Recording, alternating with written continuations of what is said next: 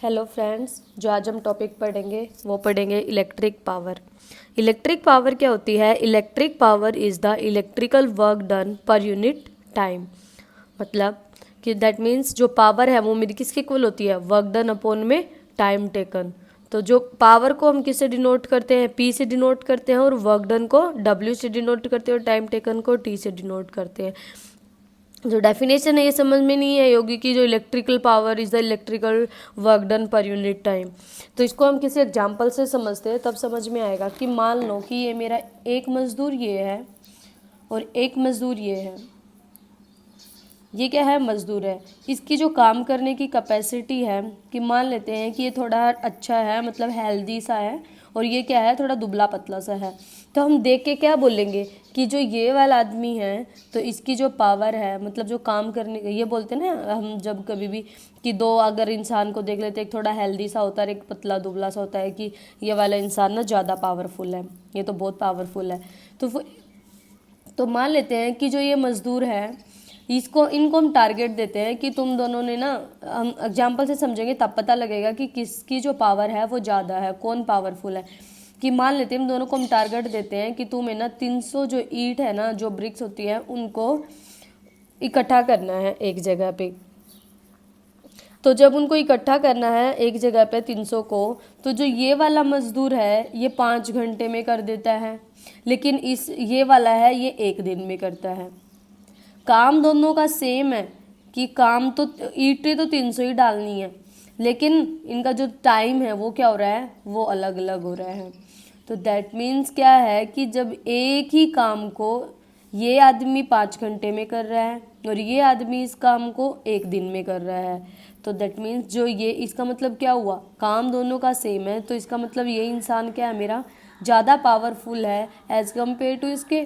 क्यों? क्योंकि इसकी काम करने की जो अक्षमता है, मतलब क्षमता है, वो क्या है? ज़्यादा है एज कम्पेयर टू इसके।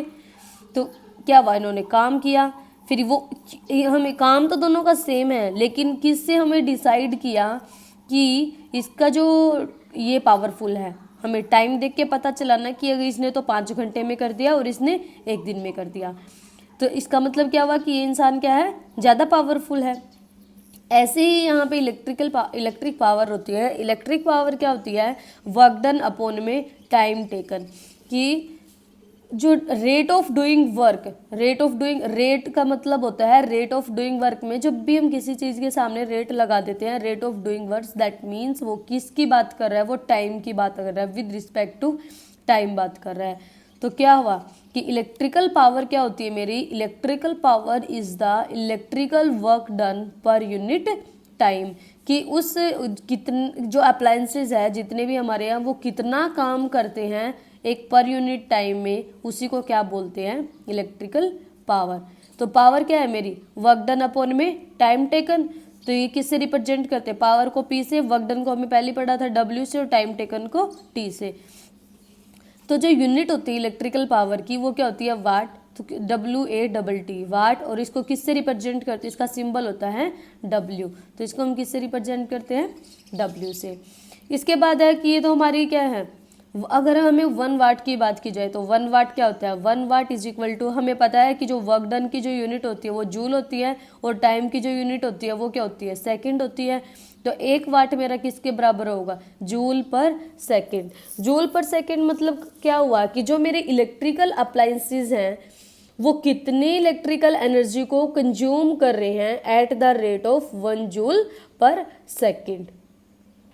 समझ आया? जब मतलब अगर हम हमारे जितने भी इलेक्ट्रिकल अप्लायंसेज हैं, मान लो कि ये मेरा रेफ्रिजरेटर है, तो क्या होगा? अगर इसको हम पावर ही नहीं देंगे तो ये काम कैसे करेगा? जैसे हम हैं, इंसान हैं, मान लेते हैं कि हम एक मैंगो खाते हैं या बनाना खाते हैं, तो उससे हम क्या मिलती है? एनर्जी मिलती है। एनर्जी मिलती है तो हम क्या करते हैं? काम करते हैं। तो जब हमें एनर्जी ही नहीं मिलेगी तो हम काम कैसे करेंगे? तो ऐसे ही रेफ्रिजरेटर है, मतलब जितने भी इलेक्ट्रिकल अप्लायंसेज हैं, जब तक हम उसको इलेक्ट्रिकल एनर्जी ही नहीं देंगे तो वो क्या नहीं करेंगे? काम नहीं करेंगे। तो क्या होता है?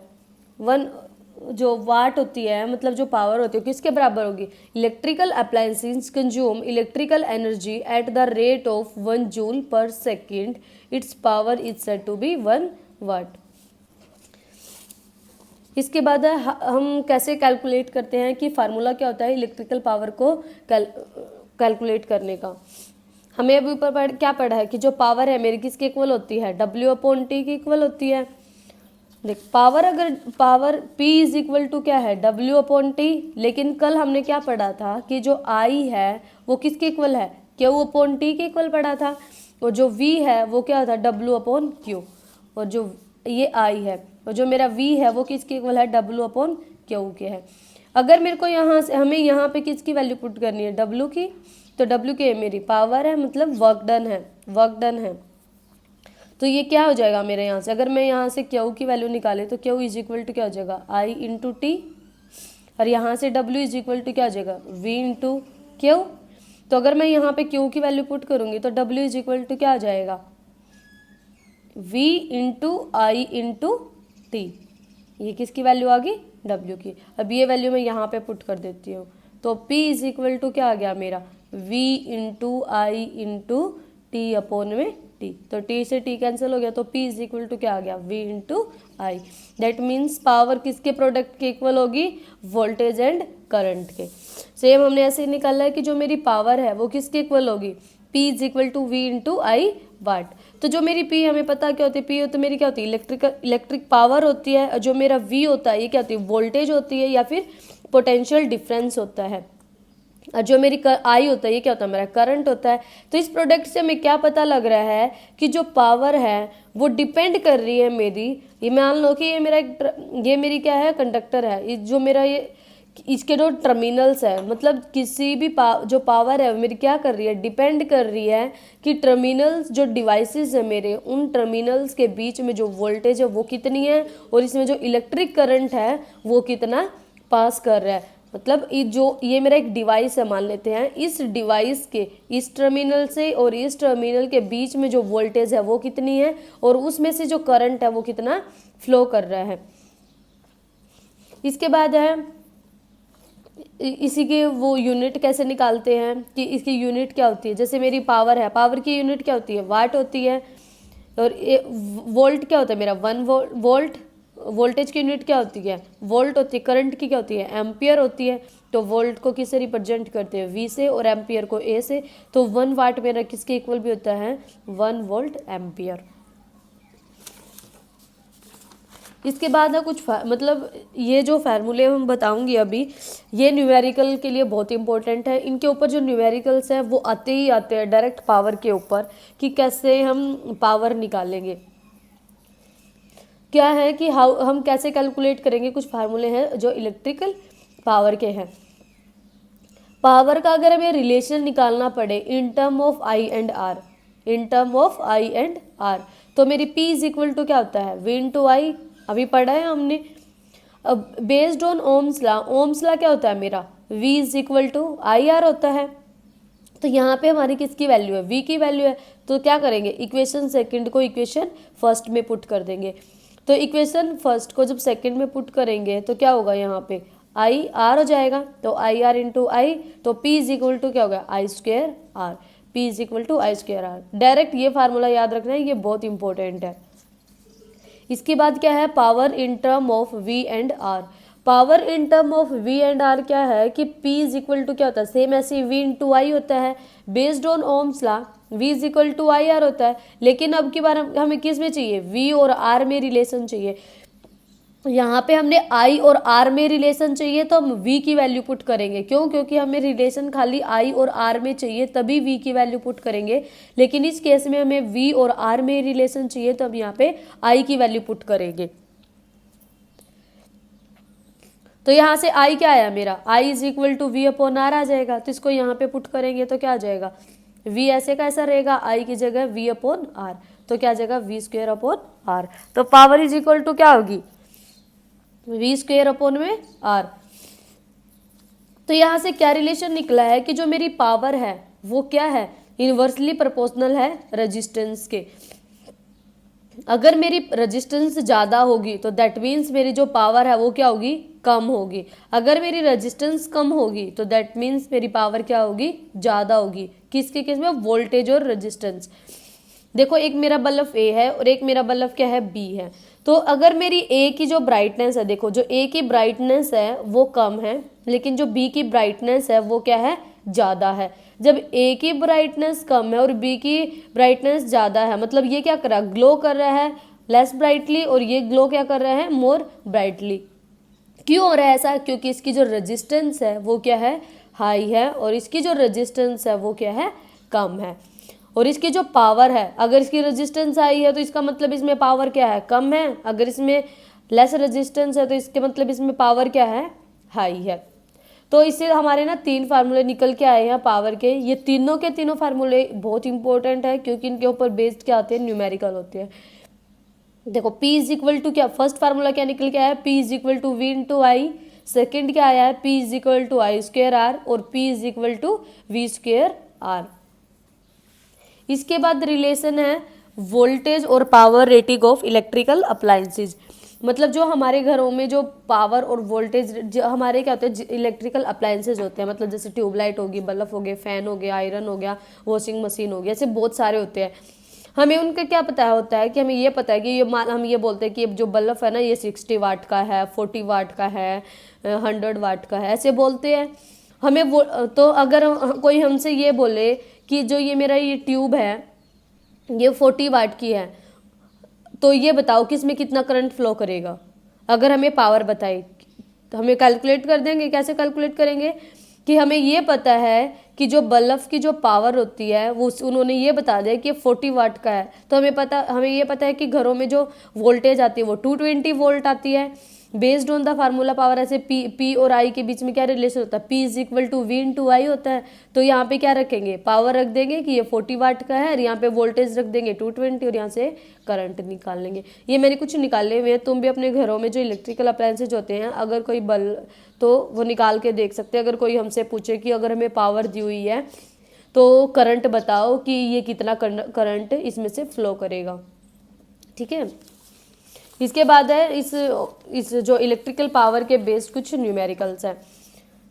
क्या है, what will be the current draw from the electrical bulb of 40 watt when it is connected to a source of 220 volt. ये बोल रहे हैं कि मेरा एक इलेक्ट्रिक बल्ब है वो 40 वाट का है। ये बोल रहा है कि उसमें कितना करंट फ्लो करेगा अगर उसको हम वोल्टेज कितनी सप्लाई करें, 220 वोल्ट सप्लाई करें। जैसे मेरा P इज इक्वल टू क्या होता है, V इंटू आई होता है। देखो कैसे निकालेंगे कि जो मेरी P इज इक्वल टू क्या होता है, V इंटू वाई होता है। पावर कितनी देर की बोल रहा है, 40 वाट का है, वोल्टेज बोल रहा है 220 वोल्ट है, इंटू आई। तो I इज इक्वल टू क्या हो जाएगा, 40 अपॉन में 220, तो 211, तो 2/11 एम्पियर। ओके, तो 2/11 एम्पियर का मतलब होता है 0.18 एम्पियर। इसके बाद ये बोल रहा है कि an electric bulb is rated 220 volt. एक मेरा जो इलेक्ट्रिकल बल्ब है वो रेटेड है at 220 voltage and 100 watt. When it is operated at on 110 volt तो पावर कंज्यूम विल बी।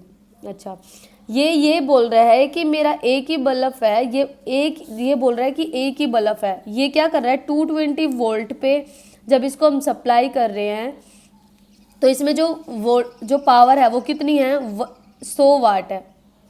लेकिन ये बोल रहा है कि अगर हम इसी बल्ब को अगर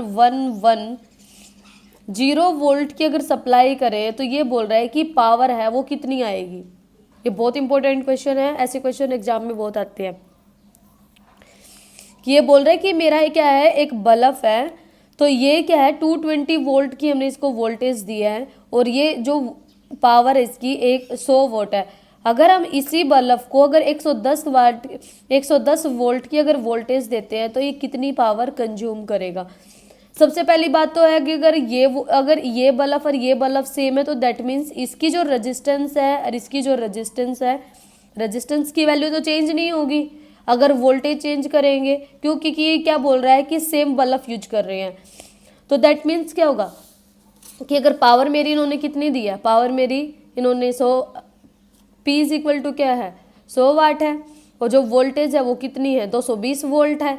तो हमें सबसे पहले हम क्या कर लेते हैं, रेजिस्टेंस की वैल्यू निकाल लेते हैं।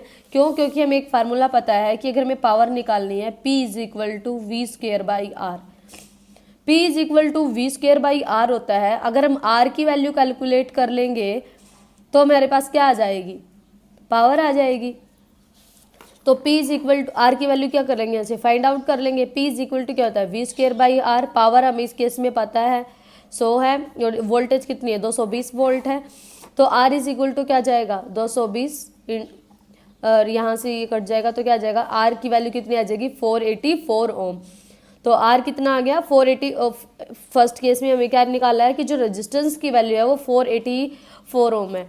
अगर दोनों सेम ही है तो अगर इसमें रेजिस्टेंस 484 ओम है तो जब हमने 110 वोल्टेज यूज करेंगे तो उसमें भी रेजिस्टेंस क्या होगी, 484 होगी। तो P इज इक्वल टू क्या हो गया, वी स्क्वेयर बाई आर। इस केस में हमें क्या फाइंड आउट करना है, पावर कैलकुलेट करना है। तो 110 अपॉन में 484, तो इसका क्या है, स्क्वायर है, तो इसको क्या कर देंगे, 2 टाइम कर देंगे। तो 484, तो क्या आया यहाँ पे, जो पावर निकल के आया वो कितनी आई है, 25 वाट आई है। तो that means P is equal to क्या है, 25 वाट। ये थे आज के न्यूमेरिकल्स। Thank you. जो इससे नेक्स्ट वीडियो है उसमें हम पढ़ेंगे कि how to calculating electrical energy, मतलब जो हमारे इलेक्ट्रिकल एनर्जी, मतलब जो हमारे जो इलेक्ट्रिसिटी के बिल आते हैं, मतलब जो वो तो सबके घरों में आते हैं, तो उसकी वैल्यू हम कैसे कैलकुलेट करते हैं कि हम अपनी इलेक्ट्रिसिटी के बिल को कैसे चेकआउट कर सकते हैं कि वो ठीक है या गलत है। Thank you. अगर ये वीडियो अच्छी लगी है तो मेरे चैनल को लाइक, शेयर एंड सब्सक्राइब कर देना।